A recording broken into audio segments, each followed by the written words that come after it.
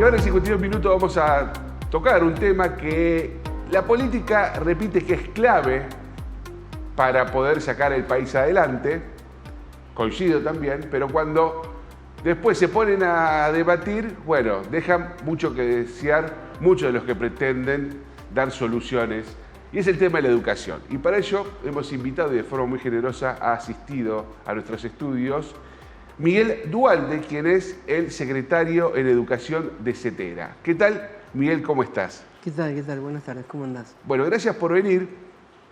Te destaco mucho esta presencia porque muchas veces tenemos en los medios de comunicación la imagen de los gremios docentes como el gremio que solamente va a pedir aumento salarial. Vamos a empezar por otro punto, que es lo que ustedes analizan, estudian, son profesionales que investigan, que tratan de conocer, ¿no es cierto?, las distintas corrientes que hay respecto a la educación.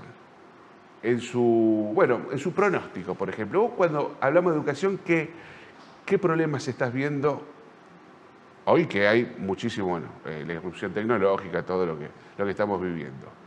Sí, bueno, como vos decís, nosotros desde las organizaciones sindicales históricamente damos la pelea por el conjunto de lo que es lo educativo, no solamente lo salarial, como vos decís. Para nosotros, desde la misma fundación de nuestra organización, por allá por el 73, se definió justamente dar la pelea por las reivindicaciones a la par de la pelea por el conocimiento, como le decimos, que es discutir qué enseñar y qué aprender en las escuelas. Así que bueno, esto es un trabajo muy duro que venimos haciendo desde nuestro sindicato, en el sentido de que cuando peleamos por ese proyecto educativo. Como vos decías, todos plantean que la educación es importante.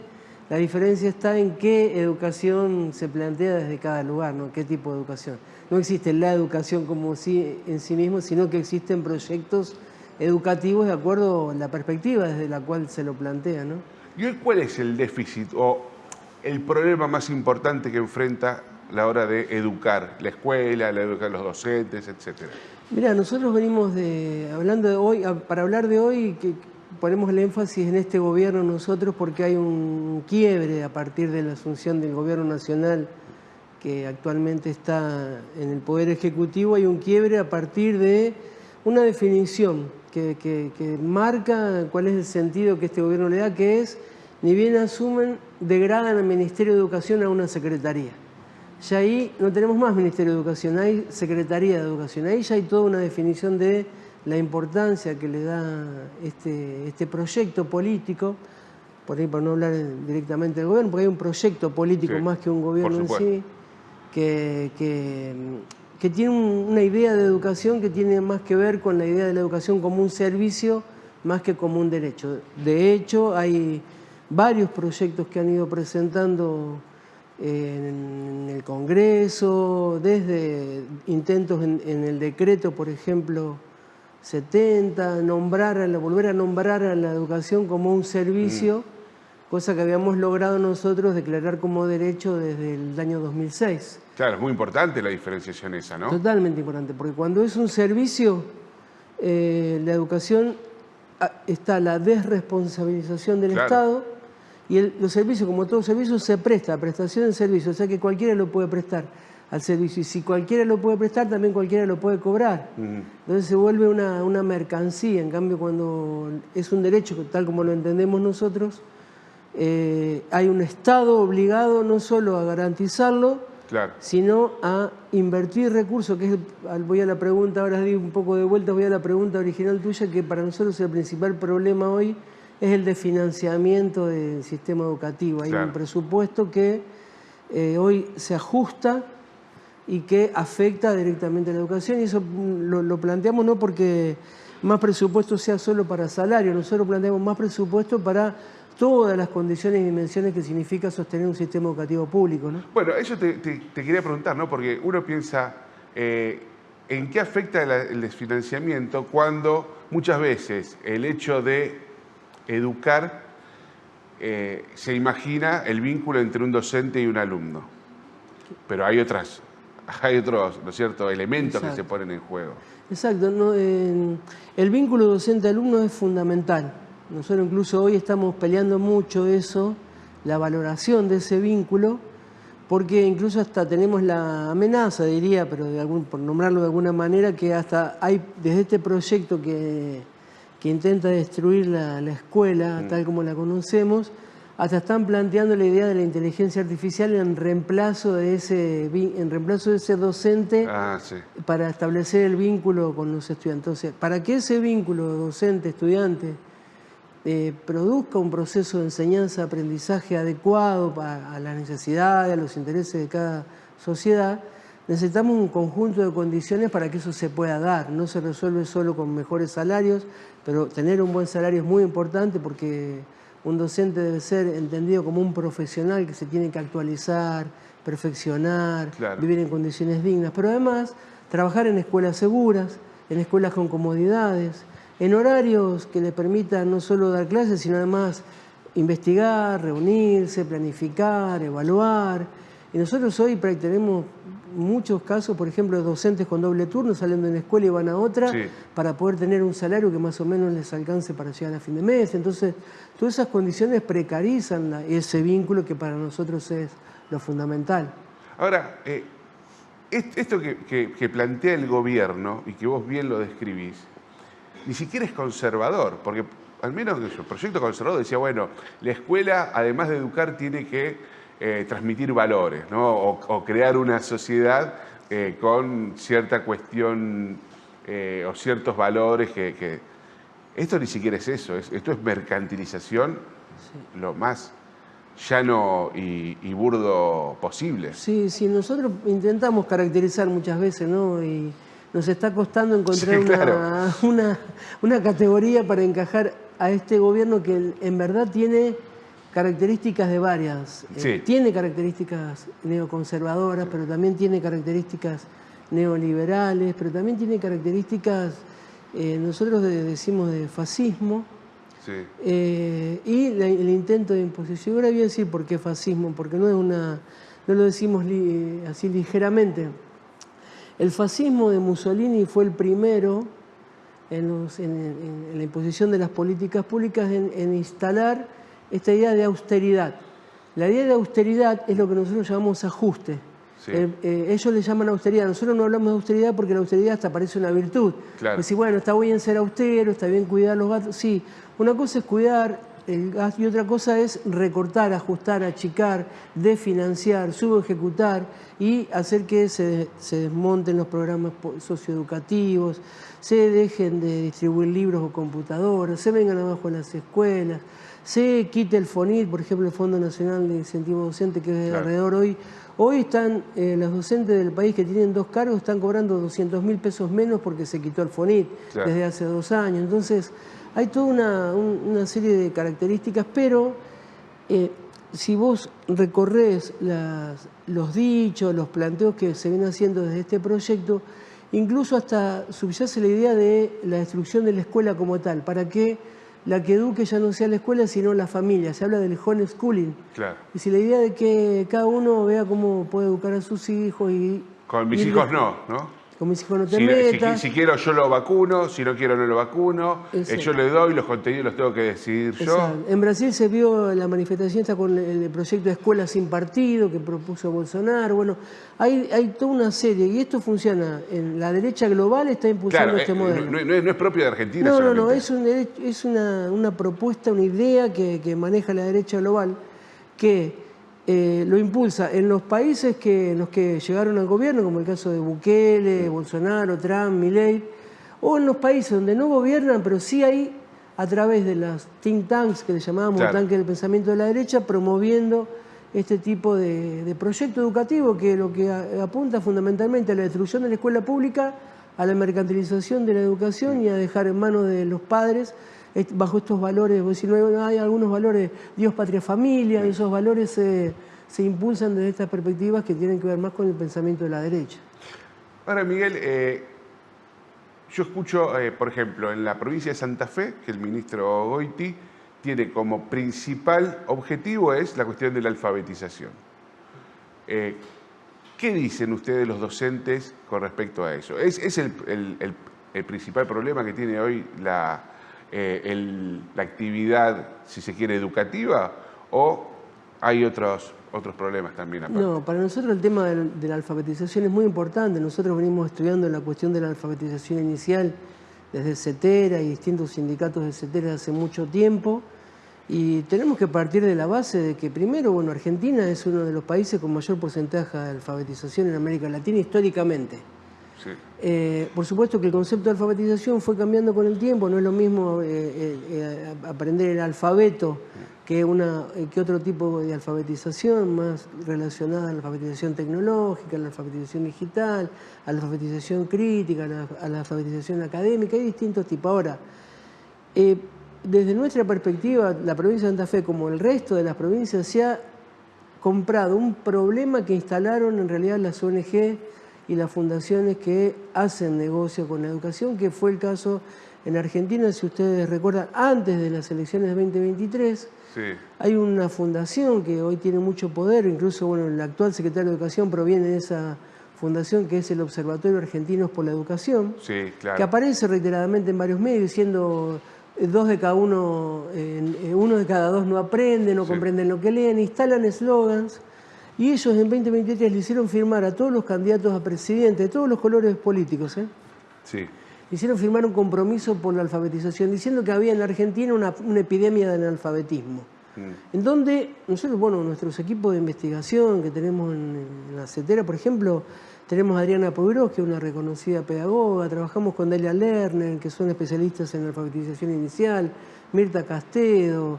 Hemos trabajado mucho tiempo con Ana María Kaufman, que la verdad que nosotros vemos... No detectaron eso. Que hay cuestiones a mejorar, pero no que esto sea una epidemia o que haya un grave problema, sino que en realidad lo que hay que mejorar son las condiciones de enseñanza-aprendizaje, y esto que instalaron este observatorio en 2023, logran, ¿no?, a partir de esta complicidad con algunos medios hegemónicos que instalan el problema, logran que todos los ministros firmen en 2024, en el Consejo Federal, firman el compromiso, crean un plan nacional de alfabetización donde no habría tanto problema. Ahora, este plan nacional en realidad no es un plan nacional, porque lo que dice la resolución es que cada provincia haga lo que quiere. O sea, acá tenemos 24 planes nacionales de alfabetización distintos. Y el problema es que después toman una prueba única, las pruebas a aprender, para medir un problema que se lleva adelante de distintas maneras en las 24 provincias. Entonces, bueno... ¿Y hay un negocio detrás de eso? Nosotros vemos que, fíjate cómo es el circuito que nosotros estamos detectando. Hay, dicen, un problema de analfabetismo. Hay que formar a los docentes en alfabetización inicial. ¿A quiénes le dan la formación? A las fundaciones de ONG, justamente, que son las que instalaron el problema donde nosotros decíamos que no estaba. Pero esas fundaciones venden los cursos, los enlatados, los programas, los libritos, cobran para eso. Fundación Dale, Natura, Pérez Compán, Yoño de la Gismen, son las que están a cargo de la formación.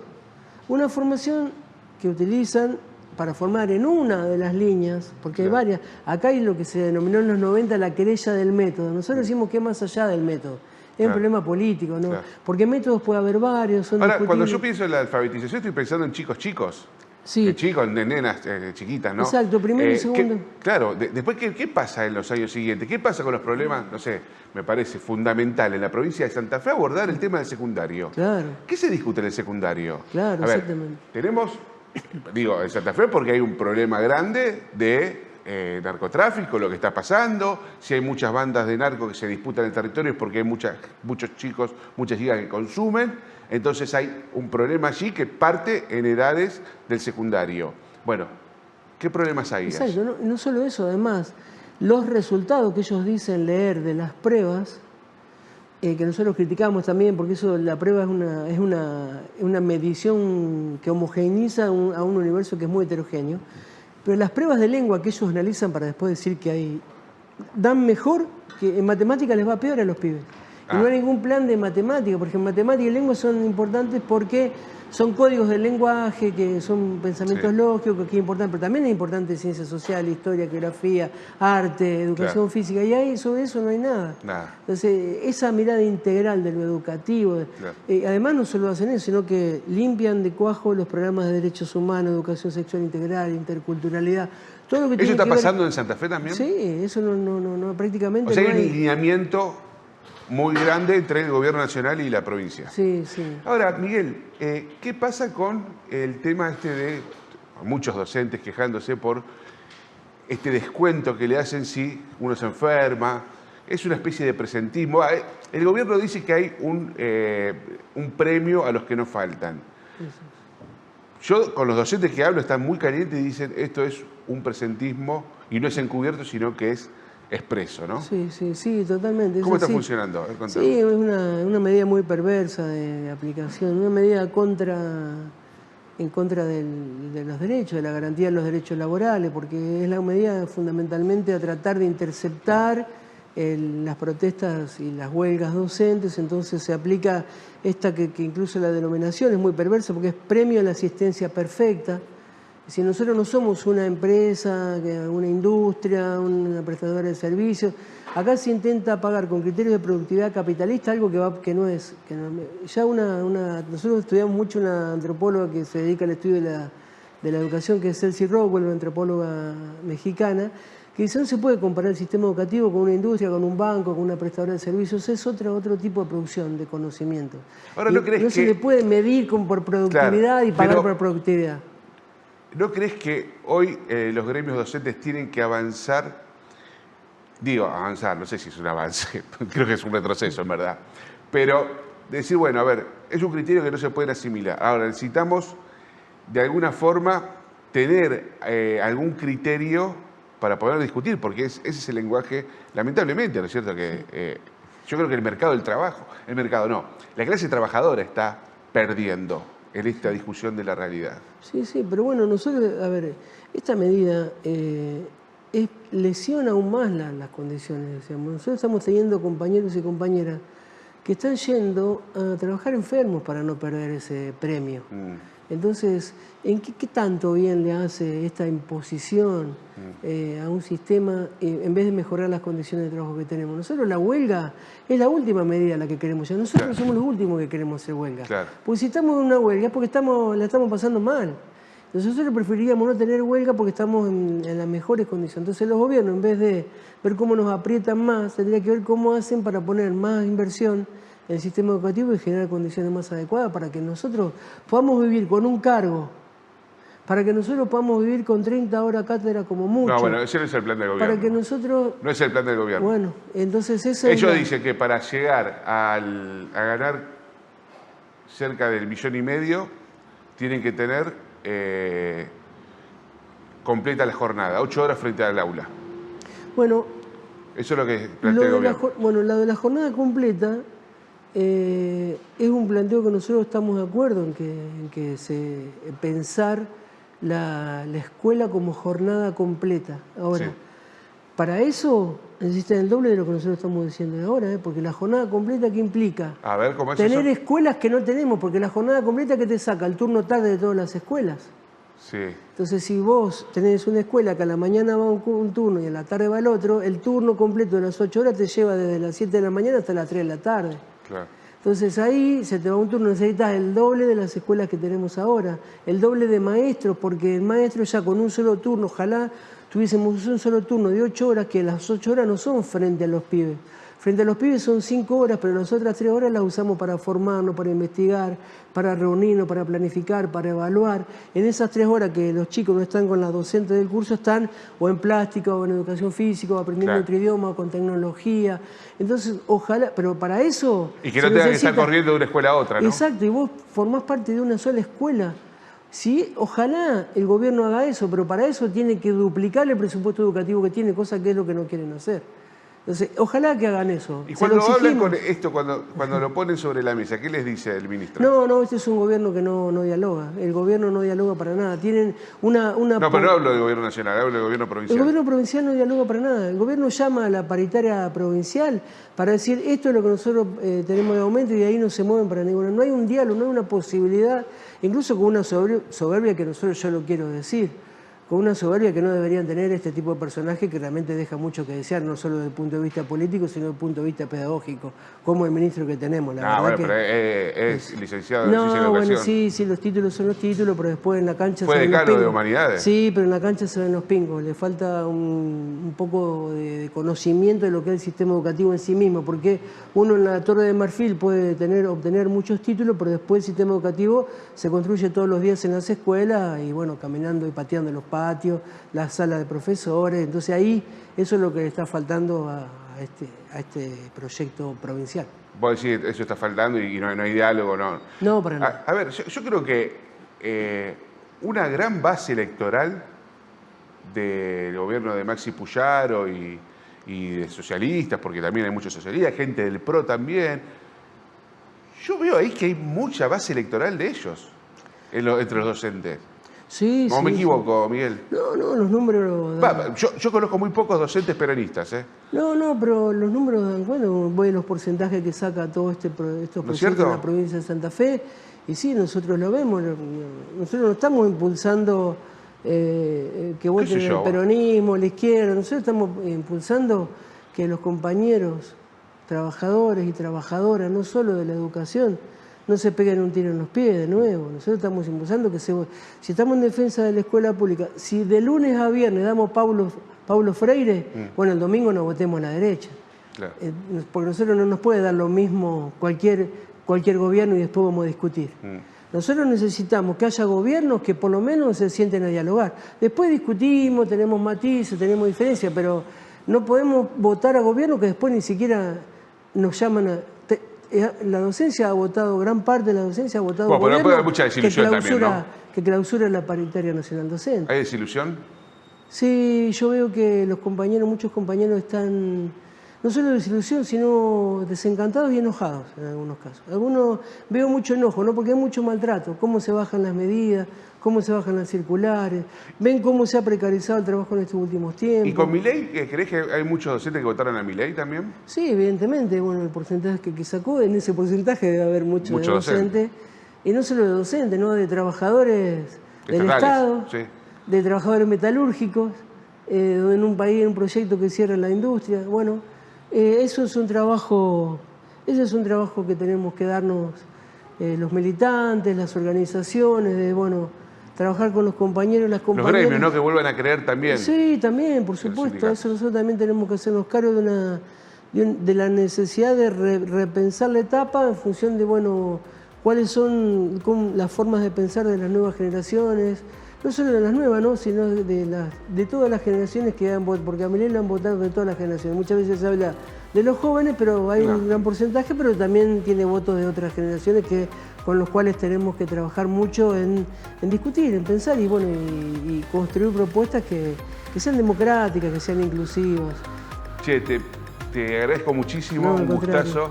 Igualmente. Y bueno, invitamos a los medios de comunicación que quieran tener una voz seria, que estudie, que Miguel ahí está disponible. Bueno, gracias, Pablo. Seguimos una pausa y seguimos.